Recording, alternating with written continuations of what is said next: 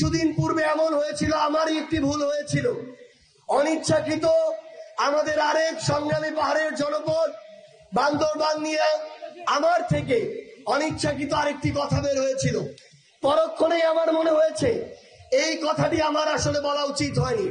আমি আজকেও আপনাদের সামনে সেটির জন্য দুঃখ প্রকাশ করতে চাই।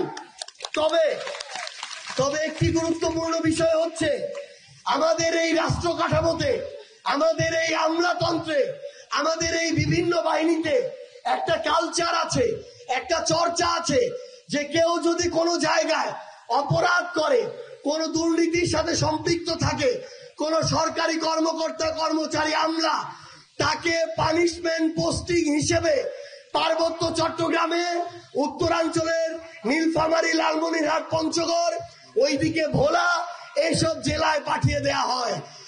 আমাদের এই রাষ্ট্র ব্যবস্থার কাছে প্রশ্ন, এই যে উত্তর, দক্ষিণ, পূর্ব, পশ্চিমের প্রান্তিক জেলাগুলোতে আমাদের যে ভাইরা বোনেরা, যে সাধারণ জনগণ বসবাস করে, তারা কি অন্যান্য জনগণ থেকে ভিন্ন নাকি?